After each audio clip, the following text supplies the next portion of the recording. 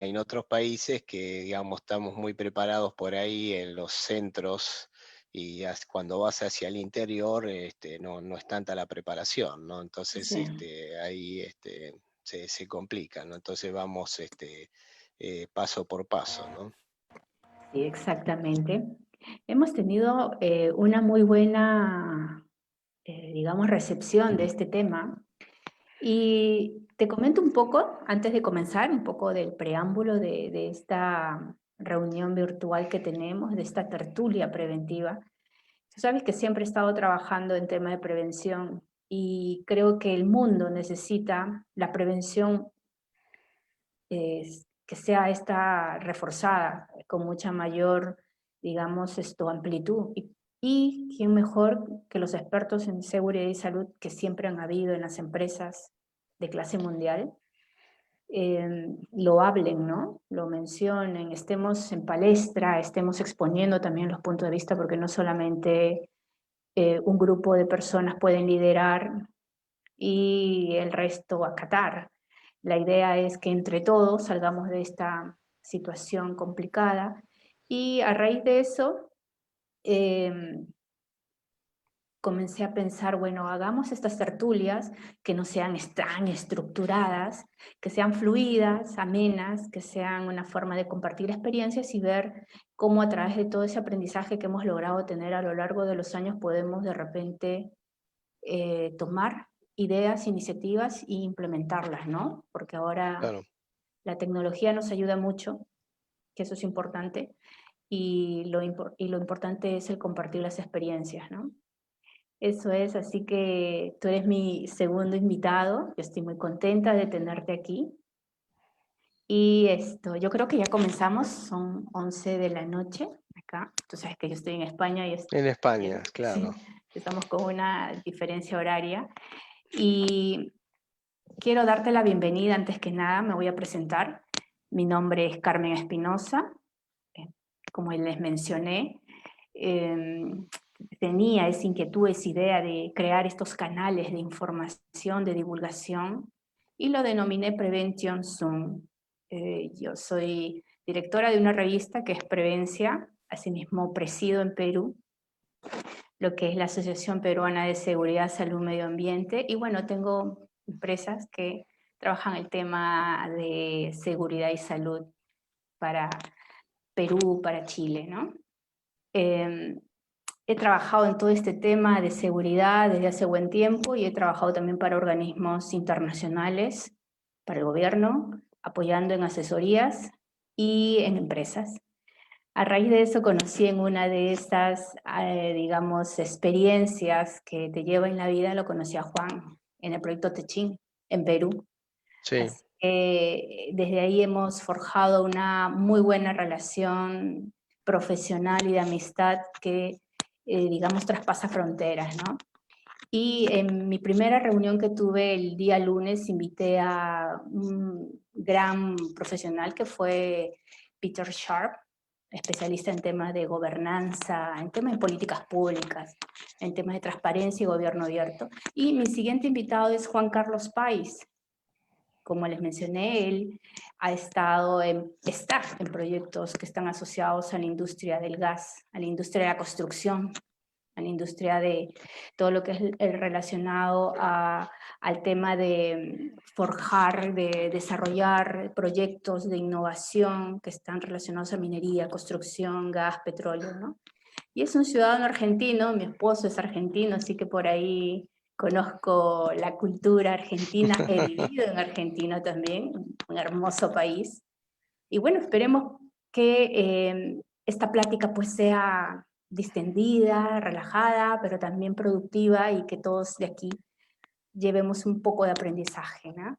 Así que yo te doy la bienvenida, Juan Carlos. Nuestra estructura se va a basar en 50 minutos, entre ellas van a haber 3 bloques, de los cuales la primera es un poco que nos hables de toda tu experiencia en materia de seguridad, de todo lo que tú has relacionado a lo largo de los años, ¿no? Esta experiencia que es importante para la gente, digamos, joven, que pueda tener ese ímpetu de seguir perfeccionando en lo que es la parte de la seguridad y salud en el trabajo, que es un mundo fantástico y que justamente eso falta que nuestros técnicos de ahora, que sobre todo lideran en los gobiernos, puedan también, digamos, implementar estas prácticas que de las empresas se puede trasladar tranquilamente a los gobiernos, ¿no? Y lo segundo es un poquito pues de la realidad, del día a día, de lo que pasa quizás en Argentina o en el mundo. Estamos ahora, justamente en Estados Unidos está, digamos, llevando a cabo la mayor, digamos, elección, ¿no? Demostrando su democracia y vamos a ver quién es el que al fin y al cabo logra ser presidente en estos 4 años siguientes y que de una u otra forma lo que sucede en Estados Unidos impacta en las economías del mundo, ¿no? Y lo último es pues un mensaje, por ahí alguna consulta que te vayan a realizar y te dejo y te doy la palabra a ti, Juan Carlos. Bueno, gracias Carmen, la verdad que un gusto estar de nuevamente contigo. Yo me había notado, me acuerdo cuando nos conocimos en el año 2009, estábamos haciendo un proyecto en Perú de 408 kilómetros, un gasoducto, y bueno, para los que cuando trabajamos en un proyecto siempre tenemos una curva de aprendizaje en el comienzo y en los finales también la gente por ahí empieza a pensar que se termina la pega, la chamba o como digamos se diga en todos los idiomas que digamos y los países que hemos pasado, entonces digo, bueno, voy a buscar o voy a ver cómo hago para poder trabajar sobre la gente. Y de ahí me contacté contigo y me acuerdo, hoy lo encontré el informe que me mandaste, entonces hicimos un taller de motivación hacia la prevención y el autocuidado, ¿no? Me acuerdo que lo hicimos en la ciudad de Ayacucho, que es la ciudad, para lo que tienen toda la gesta sanmartiniana, es donde se libró la batalla de Ayacucho, y bueno, y ahí que era un lugar en el proyecto, hicimos ese taller, ¿no? Y digamos que ahí fue la primera vez de mi carrera que donde hablamos mucho de este tema del autocuidado y de un poco cómo motivar a la gente, aunque es una cosa simple y sencilla, que se cuide para que no se lastime, ¿no? A veces pareciera algo impensado, que uno no se puede cuidar, ¿no? Pero finalmente eso es lo que ocurre, así que venimos trabajando desde esa época con Carmen, por ahí siempre en contacto y por ahí intercambiándonos algunas cosas, ¿no? Y un poco lo que me decías con respecto a la experiencia, es decir, tenía pensado hablar en líneas generales y poder darle algo de mi experiencia a la gente que se ha conectado y por ahí no tener, como dijiste vos, una cosa tan estructurada. Evidentemente, si son gente relacionada con la prevención y demás, hay herramientas clásicas y básicas que puedas utilizar, como los procedimientos de trabajo, análisis de riesgo, matriz y demás, pero eso, digamos, es algo que se estudia, que se tiene, y después el tema es cuando uno va a aplicar las cosas, ¿no? Y también esto muchas veces con el tiempo uno descubre que todo lo que estudió en la facultad y todas esas herramientas, cuando lo vas a aplicar, por ahí se torna un poco difícil, ¿no? Y también yo, qué sé yo, hace 26 años que me dedico a esto, empecé en la empresa, en la constructora donde trabajo en el año 1994, y a veces yo le comento a la gente que recién comienza, que por ahí dice, bueno, ¿cuántos recursos tenemos? ¿Qué vamos a poner, Juan? Yo recuerdo cuando empecé, fue en una obra vial en Argentina, y estaba, digamos, tenía dos ayudantes que hacían carteles de señalización, y estaba yo, y bueno, y teníamos contratado, por supuesto, un servicio médico. Entonces ese era el único grupo que teníamos, ¿no? Entonces, de esa manera, digamos, tan mínimamente empezamos con todo eso, ¿no? Y siempre lo recuerdo porque a veces en algunas charlas que doy, principalmente me gusta mucho ayudar a la gente joven, por ahí gente que recién se recibe y que me dice, mira Juan, no tengo posibilidad, bueno, uno trata de darle toda la experiencia y le cuento de mis comienzos, de cómo fueron, ¿no? Entonces, para que, digamos, no se decaigan y que digan, bueno, mira, muchas veces uno piensa o empieza de esa manera y después va generando. Y con el tiempo, bueno, vinieron los sistemas de gestión y demás. Después hice un paso por toda una parte siderúrgica que para mí fue muy importante. Y ahí yo trabajo en una empresa que se llama Techin y dice Techin Ingeniería y Construcción, ¿no? Entonces toda la base de la ingeniería. Y recuerdo cuando empezamos a hacer algunos primeros trabajos ahí con la gente, digamos, en lo que se denomina parada programadas y trabajo, empezamos a tener una modalidad de invitar a la gente a una sala y explicarle el proyecto para que ellos entiendan qué tenían que hacer, ¿no? Entonces tuvimos un resultado muy bueno porque lo llevamos a una sala, le damos un cafecito y le explicábamos el proyecto, venía gente de ingeniería, el diseño, y después le decíamos, bueno, ¿y vos cómo lo harías? Entonces ellos por ahí nos daban alguna idea, y finalmente lo que terminamos en hacer un documento, que era un documento que era el procedimiento de trabajo, método seguro de trabajo, pero impresionante como la gente, al ser parte de esa solución, porque por ahí un ingeniero diseña, pero el que finalmente suelda, amola, digamos, hace un ajuste, esa persona es la que te puede dar la mejor idea, porque continuamente lo hacen. Entonces quería un poco destacar en la tarde-noche de hoy, dependiendo del horario que estemos, es cómo la base de todo es la ingeniería y cómo no por ahí menospreciar a que una persona por ahí, bueno, mirá, no pudo estudiar, no es ingeniero, no, digamos, el ingeniero diseña, pero vos tenés que explicarle para que entiendan toda esa temática y la verdad que tuve resultados muy, pero muy buenos, ¿no? Después de toda esa parte siderúrgica donde destaco la ingeniería por un lado,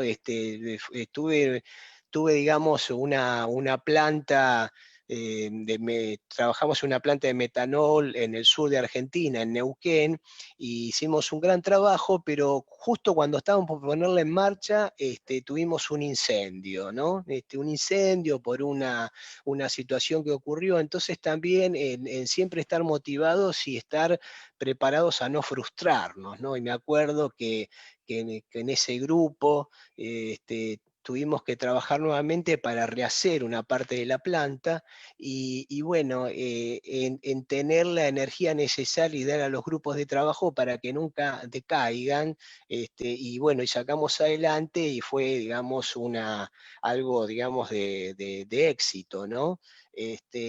Entonces, digamos, quería destacar eso, ¿no? Una Después con el correr consulta, sí. Juan, con lo que tú me estás comentando, ¿cuál ha sido de toda tu trayectoria, de lo que has estado elaborando, quizá la experiencia más complicada en cuanto a países que han ustedes, digamos, construido ciertas, digamos, ya sean empresas manufactureras de gas, de construcción, minería? ¿Cuál ha sido esa situación de riesgo en los países, dependiendo de la cultura, de las personas, de la idiosincrasia, de la cultura de seguridad y salud?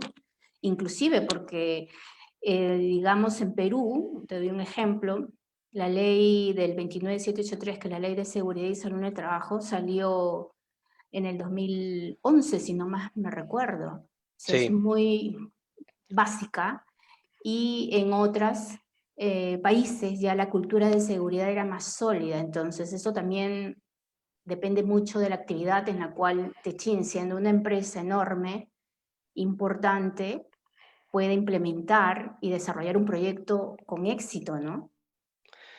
Bueno, casualmente, digamos, era lo que me diste pie bien a lo que iba a referir, ¿no? En el año 2003 salgo por primera vez del país, con lo cual por ahí uno estaba acostumbrado a este, Yo soy un hijo de un matrimonio trabajador de la industria textil y bueno, incluso no estaba acostumbrado a viajar y demás, ¿no? Y recuerdo siempre a mi madre, ¿cómo hijo te vas a ir del país?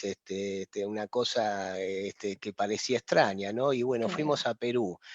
Y cuando nos fuimos a Perú, uno había estudiado, visto cosas y encontramos un proyecto de gran envergadura, llamado Proyecto Camisea, que atravesaba, digamos, de la selva peruana, selva baja, ceja de selva, la cordillera de los Andes, y llegando, bajando por el Valle de Pisco hasta prácticamente Lima, ¿no? Pareciera que un poco hizo también la recorrida de esa gesta sanmartiniana, porque bueno, Ayacucho, Pisco, Todo, y claro. bueno, todo, y para mí fue un gran desafío porque en entender de trabajar en plantas industriales y todo, bueno, ahí vos tenías que hacer seguridad de la logística, es decir, tenías que aprender a controlar una aeronave, un helicóptero, tenías que aprender a ver cómo era una embarcación que trabajaba en un efluente del Amazonas y todo tipo de transporte terrestre, ¿no? Entonces, no sé, fue un gran, por eso digo, los grandes proyectos son como grandes posgrados para la gente que trabaja en prevención y en otros también, en otros temas, ¿no? Entonces, para mí fue un gran desafío entender todo eso. Yo incluso estuve en un lugar soñado, que es en un pueblo chiquito llamado Quiteni, que es en la zona de, digamos, de Urubamba y de la provincia de la Provincia, Convención, claro. ahí en el Cusco, ¿no? Y bueno, para mí todavía a veces algunos decían, bueno, mira, nosotros todos quieren pagar o van a pagar para ir a ver al Machu Picchu, nosotros estamos todos acá, ¿no? Todo, Bueno, era, digamos, como una anécdota, pero exacto. bueno, estábamos en lugares, en paisajes hermosos, ¿no? Y bueno, con desafíos importantísimos. Siempre me acuerdo de algo que me sirvió a lo largo del tiempo. Un día me tuve que nutrir de profesionales, como vos decís, no, todavía no había el desarrollo de la carrera de higiene y seguridad. Entonces, un poco recurríamos a ingenieros, a bomberos. Me acuerdo que dejamos sin bomberos, los bomberos de Pisco, de Ayacucho, porque era lo más parecido al estudio de prevención que nosotros teníamos, ¿no? Y me acuerdo que tenía un colaborador mío llamado Amario Ramírez, que era un profesor de física y química, y bueno, me acompañaba y me ayudaba a preparar todos los materiales de difusión y demás, y pues todas las noches preparábamos carpetitas y no teníamos sistema de estafeta, o el sistema de estafeta era el helicóptero, porque había campamentos que estaban rodeados de río, y no podía llegar así nomás, ¿no? Entonces nosotros proponíamos y no todos tenían la posibilidad del correo electrónico, entonces hacíamos en un papelito, le poníamos, bueno, pasó tal cosa y le mandamos con un sobre, ¿no? Pero un día vamos a controlar un trabajo que había en un puente que estaban haciendo, entonces estaban trabajando y llego yo con esa, bueno, tú conoces a los argentinos, porque tú eres tu esposo argentino, llego, estaban haciendo, cometiendo algunos errores y digo, ve, ve, empezó a gritar, decir una cosa a la otra, y entonces todos los muchachos me decían que sí, medio que se reían, entonces me doy vuelta y me dicen, ingeniero, no te entendieron. ¿Cómo que no me entendieron? Digo, ¿qué me estás diciendo? Claro, dice ingeniero, porque hablan en quechua, no te van a entender. Ah, digo, bueno, Un bueno, problema, ¿no? un Cultural. problema cultural, porque digo, claro, entonces nosotros acá le estamos cerrando porque tenemos un librito que no va a poder ser utilizado. Entonces aprendí, la experiencia de vida me dio que tenemos que cambiar, tuve que cambiar eso, ¿no? Entonces, ¿qué pasó? Por eso a veces cuando se dicen las lecciones aprendidas, bueno, aprendimos esa lección, eso duró entre el año 2001 y 2004, yo estuve en Perú todos esos años, perdón, del 2003 al 2005, el proyecto empezó en el 2001, yo fui en una segunda etapa, y entonces analizamos, porque para los que nunca trabajaron ahí en esa zona, vos tenés que dar un compromiso de que cada 3 meses tenés que cambiar la gente de las comunidades. Y si pasás por una comunidad, si vas de la comunidad de la A a la B, entonces tenés que cambiar, digamos, los asistentes o lo que comúnmente decimos ayudantes, y tiene que ser toda gente nueva. Entonces tendríamos que capacitarla nuevamente, ¿no? Entonces hicimos un manual simple de prevención de accidentes, pero en quechua, ¿no?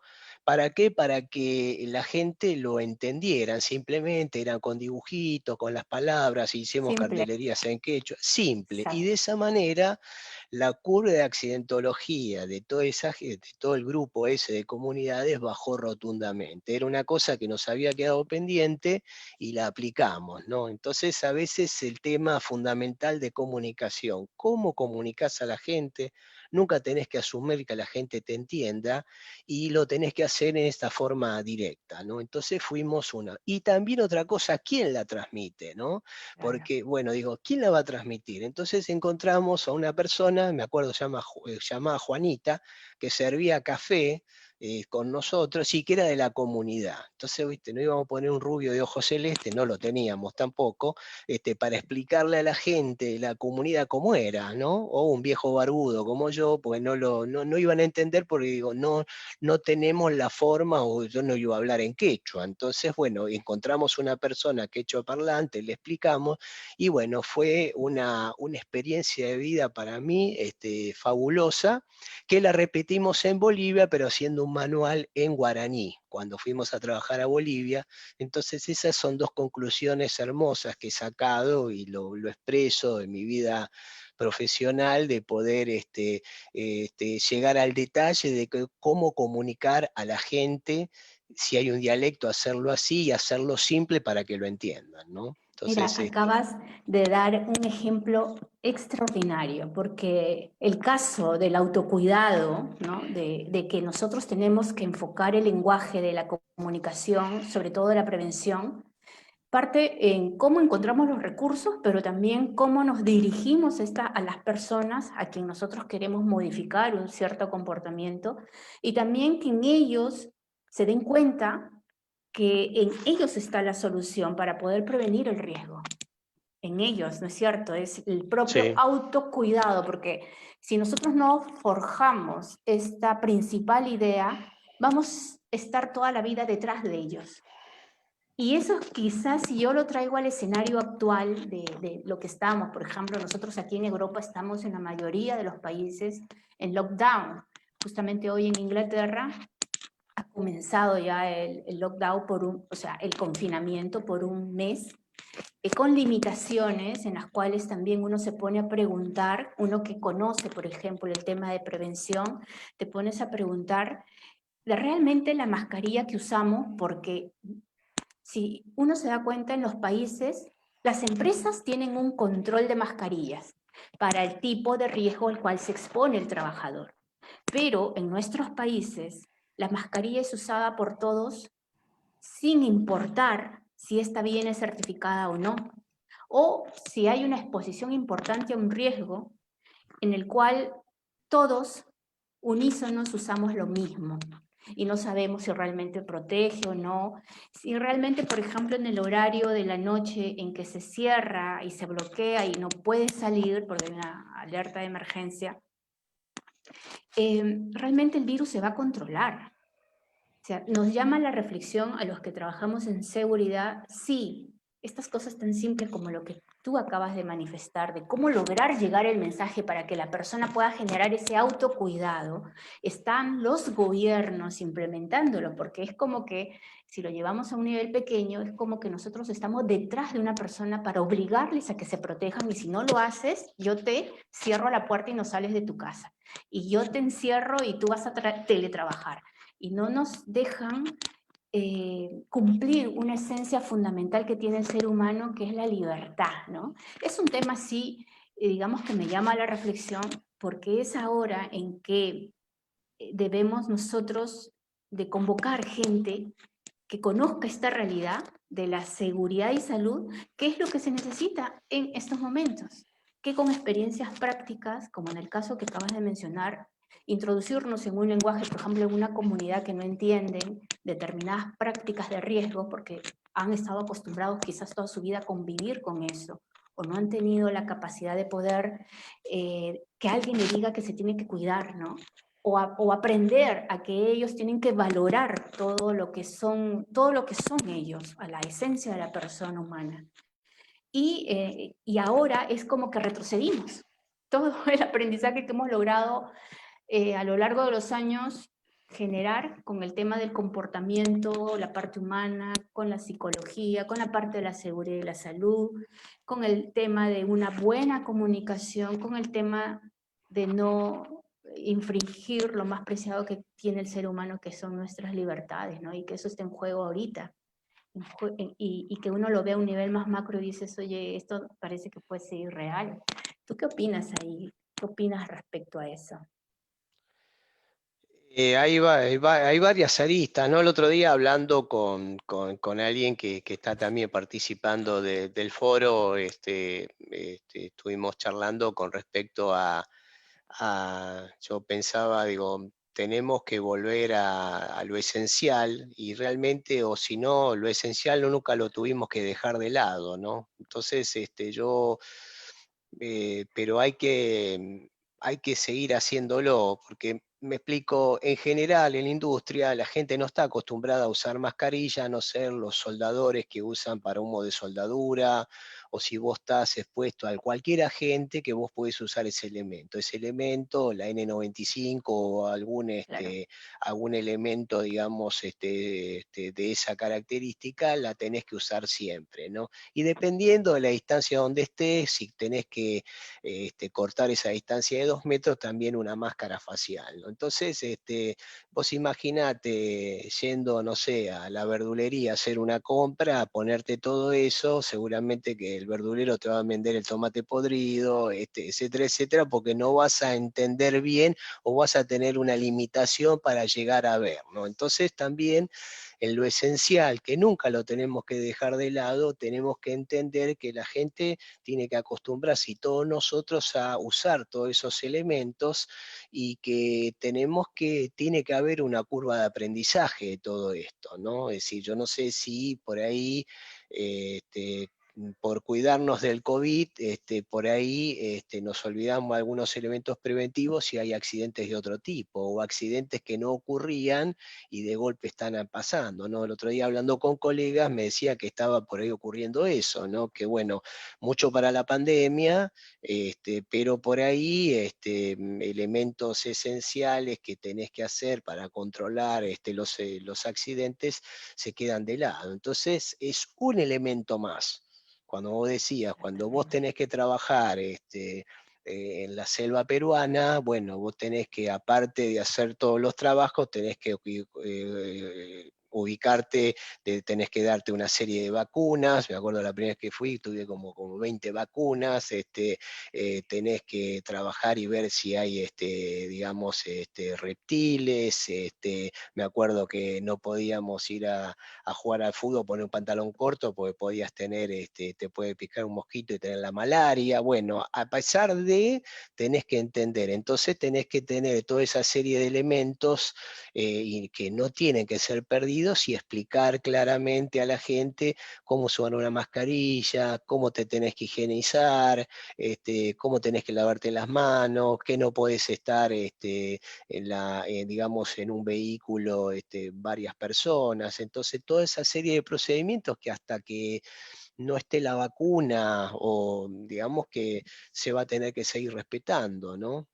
Pero en la esencia, esto es una mezcla, ¿no? Por supuesto que hay políticas de Estado de cada gobierno que en particular, qué sé yo, si me permitís, es muy difícil de hablar, ¿no? De las políticas de gobierno y demás, es un tema medio complicado, pero lógicamente que hay un tema de cuidado y de autocuidado de la gente, ¿no? Siempre recuerdo una vez trabajando en Chile, la gente de la Mutual de Seguridad chileno dieron una charla y entonces cuando empezó el profesor decían, bueno, dice, ¿qué pasó el día de ayer cuando ustedes vinieron al campamento? Cuando cuando se despidieron. Entonces la gente miraba, no entendía, dice, ¿qué le di? ¿Qué le dijo su madre? Entonces me dijo, no, mamá me dijo que me cuidara. Bueno, dice, de eso se trata la seguridad.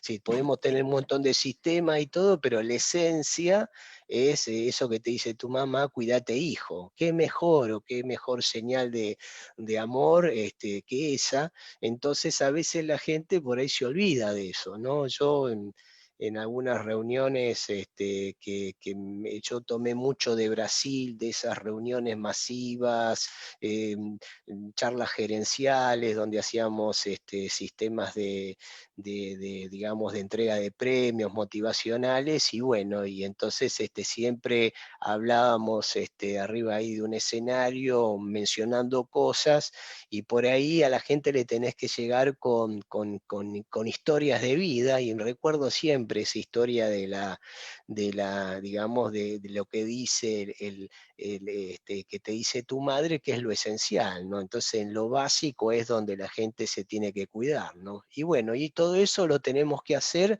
hasta tanto no se subsane todo esto y no haya condiciones mejores, ¿no? Yo veo con mucha preocupación lo que está pasando en Europa, porque bueno, no sé si es el futuro que vamos a tener acá en Latinoamérica, ¿no? Pero Y bueno, como, sí.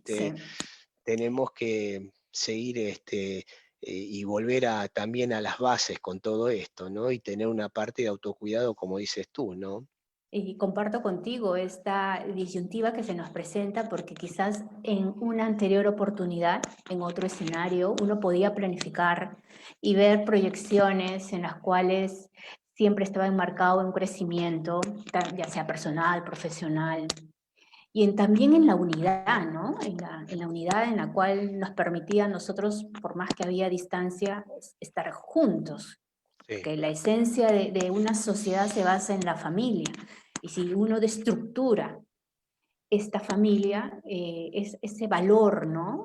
Se pierde, ¿no? Porque el concepto de prevención es un concepto vital, básico, es un concepto fundamental, pero que se basa en un valor, en los valores, ¿no? Y eso es parte de la esencia de cada uno.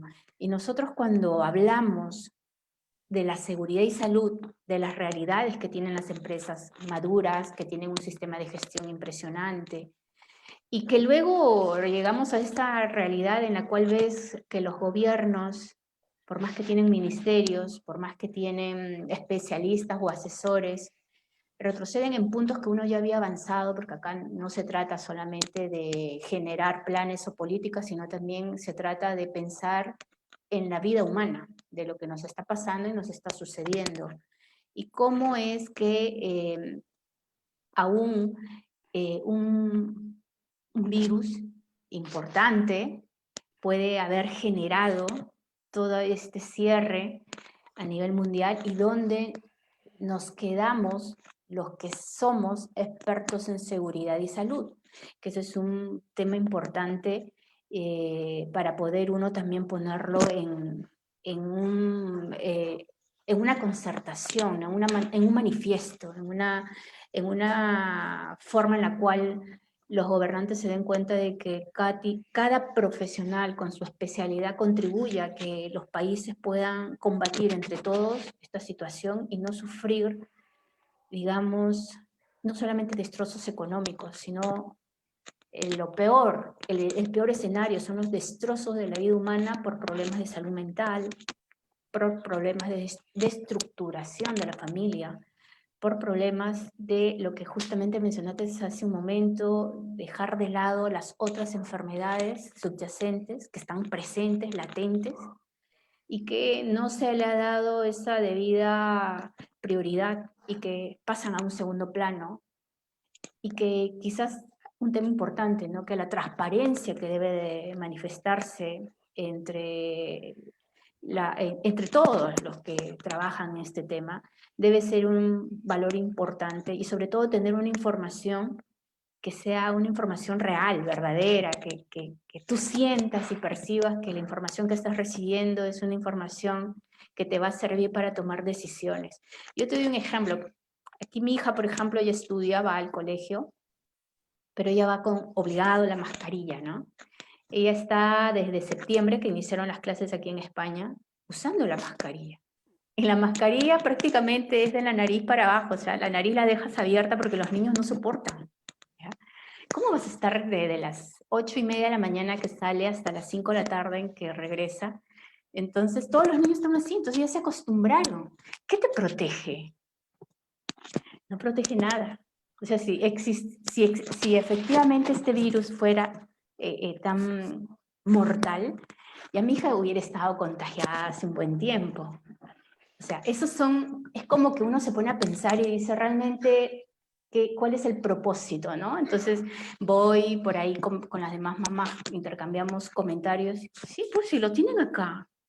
Y todos, profesores por ahí, porque no soportan. Es como la gente, el ciudadano común y corriente, no le puedes obligar de la noche a la mañana que se coloque algo que en épocas de calor, por ejemplo, te quita la posibilidad de respirar, ¿no? Eh, y que no todos lo toleran, los niños no lo toleran, los adultos o las personas de la tercera edad, como mis padres, por ejemplo, tampoco lo toleran, sienten una desesperación.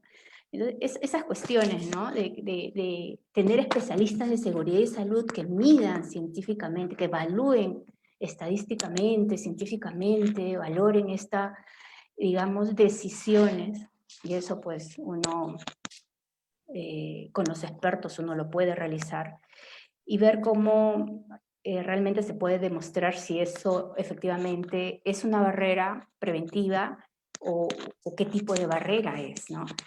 Quizás esto es como un análisis crítico que a veces uno se pone a pensar y como ciudadano común y corriente, pero en este caso los que conocemos sabemos los tipos de implementos de protección personal que son adecuados para los temas que realmente deben de proteger, ¿no? Sí, aparte cuando uno está acostumbrado, bueno, los elementos esos se usan y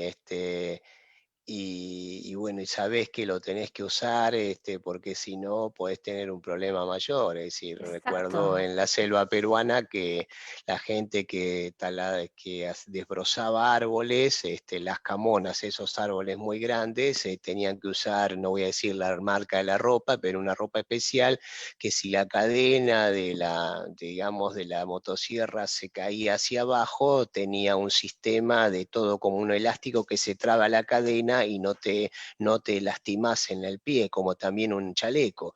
Y bueno, ellos, digamos, sabían que lo tenían que usar porque el riesgo, que vos creo que debe ser una de las herramientas más peligrosas que se usan en una obra en construcción, porque si no lo usás, digamos, podés tener una consecuencia terrible, ¿no? Entonces, en la industria, lo mismo de cuando estamos, qué sé yo, en una refinería y usamos todo el tipo de elementos con ropa inífuga, ropa diferente, que bueno, por ahí te da calor, hay gente que de la zona de Neuquén digamos que lo usa también, pero bueno, sabés que lo tenés que usar porque es un elemento necesario, ¿no? Creo que al obrero mediano y a la gente de la industria, a la gente que hacen obras, estamos acostumbrados a usar ese tipo de cosas porque sabemos, por ejemplo, porque lo hemos estudiado, de los ejemplos que se pueden tener, ¿no? Entonces por ahí faltará en los interlocutores que le tengan que enseñar a cada uno a dar los mejores ejemplos, ¿no? Eso me hace acordar también a una anécdota que una vez aprendí con una persona que decir, bueno, ¿de qué manera yo digo las cosas, ¿no? Entonces me contó una historia de un rey que dice que un día un rey de golpe se levanta a la mañana y ve que no tenía ningún diente. Entonces dice, bueno, ¿qué me pasó? Y manda a llamar a un médico que tenía ahí en su lugar de residencia. El hombre ve, lo mira y le dice, bueno, vos te cayó en los dientes, te vas a morir. Inmediatamente lo echó al médico y le dijo a su asistente, mándame al médico B a ver qué me dice. En el medio, en el pasillo, se cruzan. Me dice, ¿qué te pasó? No me echó, sí, lo vi que estaba muy enojado. Dice, ¿y por qué? ¿Y vos qué le dijiste? Yo dije que se iba a morir.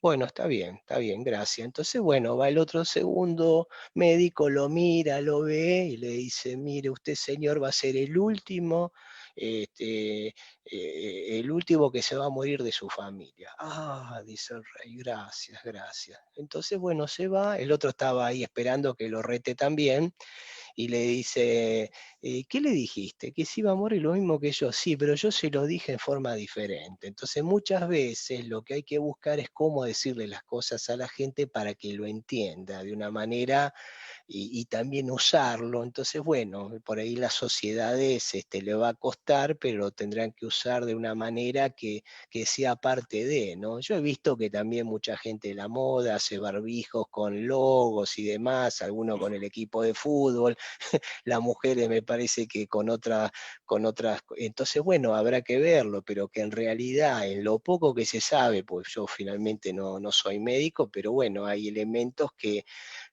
llegaron para quedarse, ¿no? Entonces, bueno, pero todo tiene una curva de aprendizaje y de un día para el otro, por ahí no todo el mundo lo va a entender, ¿no? Entonces eso es fundamental, Eso, cómo definitivamente. se le llega a la gente y cómo se le explica, ¿no? Que eso es fundamental. Yo te doy un ejemplo que aquí también nos llamó la atención. Tú sabes que acá el ciudadano europeo tiene un aprendizaje quizás, ve las cosas no en función de lo pequeño que pueda resultarle esto, siempre se cuestionan de todo. Y aquí, creo que en el mes de abril, no, junio, julio por ahí, después que nos desconfinaron, ya entrando para la temporada de verano, comienzan a salir pues los médicos y comenzaban a denunciar. Y aquí se formó Médicos por la Verdad España, que sé que en Argentina ya hay Médicos por la Verdad Argentina y lo lidera una de las especialistas que es Chinda Barandolino. Muy buena ella en su defensa al tema de Provida, al tema incluso de todas estas cuestiones que están. Siempre uno tiene que escuchar, en mi caso, la versión oficial que te dan los gobiernos, pero también las versiones del cual el criterio profesional pueda cuestionar, ¿no? Porque uno no puede creerse toda la historia, siempre hay que ir informándose, investigando, y eso es lo que invitamos a que todos tengamos esta, quizás mentalidad crítica, ¿no? De observar lo que está a nuestro alrededor. Y recuerdo que los médicos comenzaron a realizar sus inquietudes, sus consultas, desde el punto de vista médico, ¿no? Por ejemplo, los países en los cuales fue este tema de COVID muy complicado fue Italia en primer lugar y luego España. Y teniendo como marco el protocolo de la OMS, que es muy, digamos, es un protocolo que los gobiernos lo tienen que cumplir estrictamente.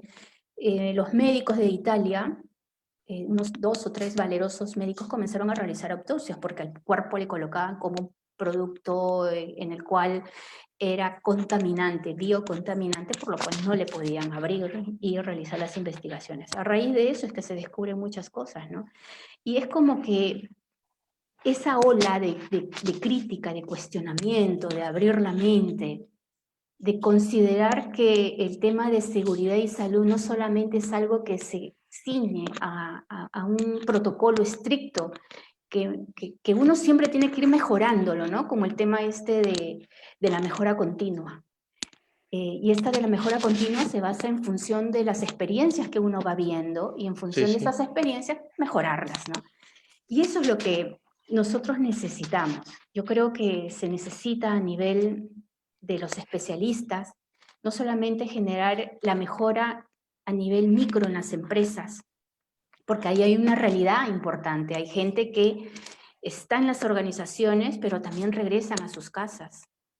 Y en sus casas es esa, digamos, distancia que a veces uno genera, ¿no? Porque ya todo te lo han cambiado, tu estructura mental te la cambiaron, ¿no? Tienes que tener distancia social, ahora el discurso muchas veces oficial del gobierno es que tienes que estar en tu casa inclusive con mascarilla, distancia social, si llegas tus labores, no los abraces, no los toques, pasa a ducharte, desinféctate todo. ¿Hasta cuándo eso puede ser considerado acertado? Porque depende de uno, como mencionamos, generar el autocuidado. Necesitamos, sí, protocolos que te ayuden a cuidar la vida, ¿no? Esto. Pero ¿hasta cuándo nosotros podemos considerar este tema de autocuidado algo importante para que la persona pueda seguir con su vida? Porque a lo largo de los años hemos tenido pandemias y el ser humano se ha ido adaptando. El ser humano es un ser, es una máquina, ¿no? Impresionante, que nos adaptamos a todo y que siempre vamos a buscar, como psicóloga te lo menciono, siempre estamos tratando de buscar cuidarnos, sobre todo las mujeres que creamos vida. Desde el momento en que creas vida, creas una necesidad en la cual ese bebé, ese pequeño bebé, tú lo tienes que proteger, ¿no? Entonces, ¿cómo generar este tema de autocuidado importante? ¿Cómo nosotros, a través de toda esta capacidad que hemos ido adquiriendo a lo largo de los años, la experiencia, porque son realidades distintas, el europeo es mucho más crítico, quizás el latino es más cariñoso, ¿no? Necesitas abrazos, besos, estar más cerca a tu familia, ¿no? Cómo ver esta realidad, cómo poder convivir en esta nueva normalidad, que así la llaman, ¿no? Sí, sí.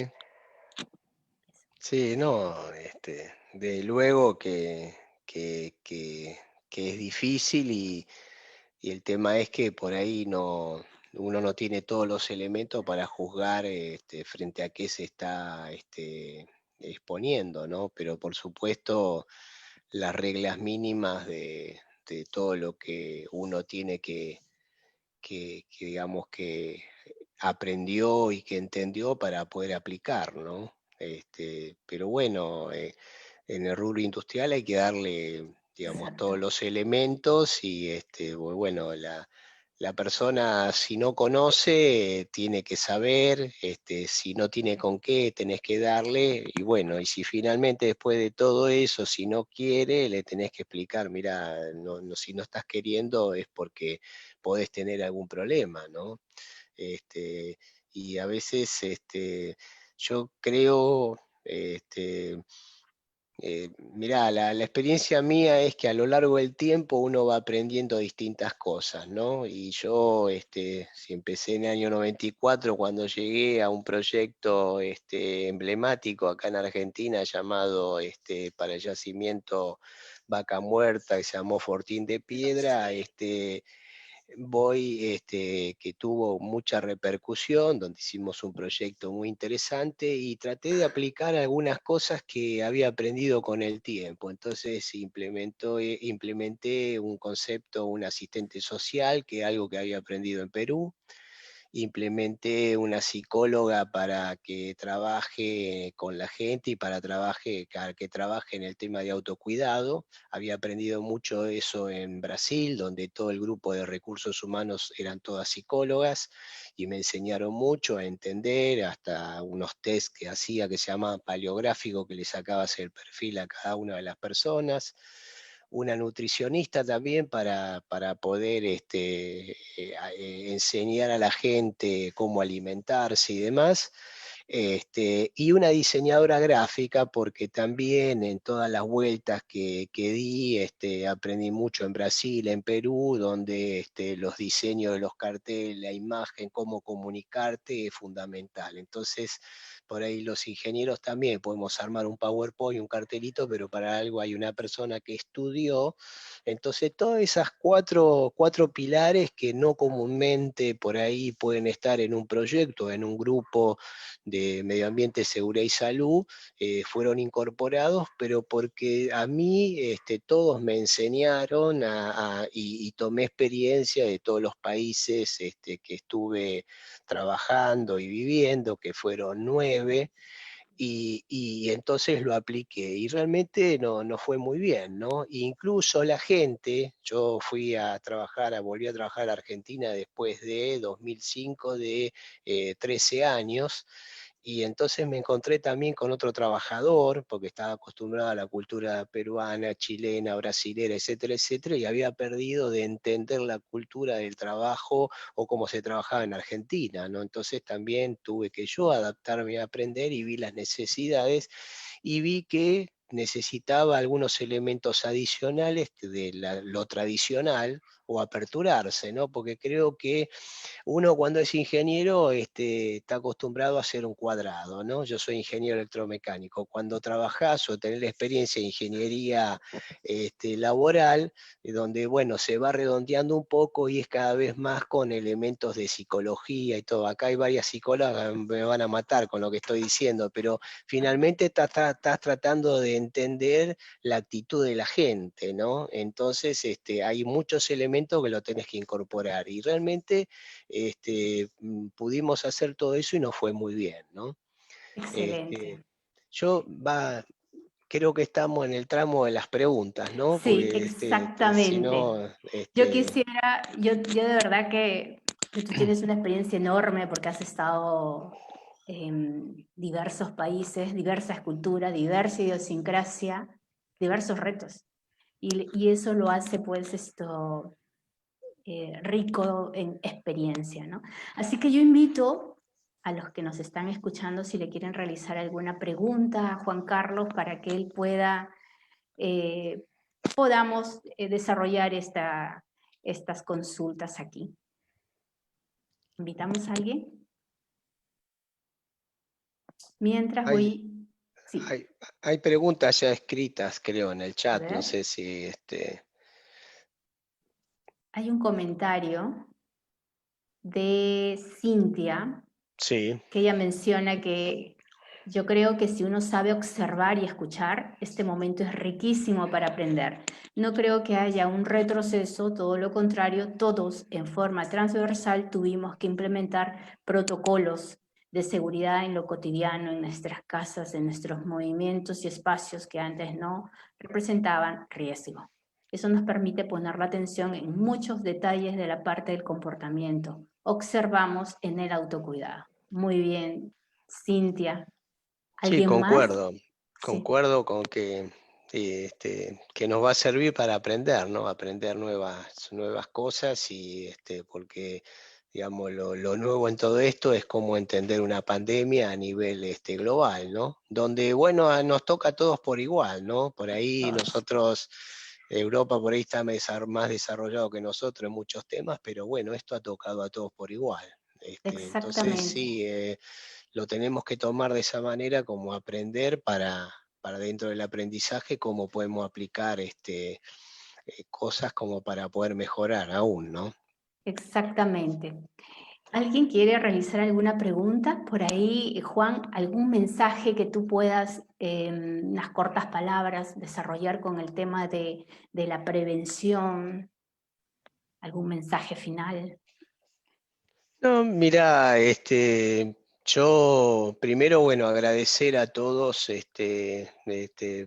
todos los que han participado, algunos de los cuales los conozco y tengo, algunos han trabajado conmigo, otros los conozco digamos, de contactos que hemos tenido y demás, y a mí me pasa con esta red profesional LinkedIn que es un elemento súper importante porque en mis comienzos fui docente, entonces es un poco como que me gusta devolver con el contacto, con una pequeña enseñanza a todo lo que me ha dado mis grandes profesores universitarios y profesores de los proyectos, grandes líderes que he tenido, ¿no? Entonces, y bueno, y he encontrado en esto una manera de comunicación y siempre tratar de dar este mensaje positivo en este momento y poder siempre entregar un mensaje para que nos sigamos cuidando y que trabajemos en conjunto para en el día a día prevenir accidentes laborales, ¿no? Siempre y también en volver a la esencia,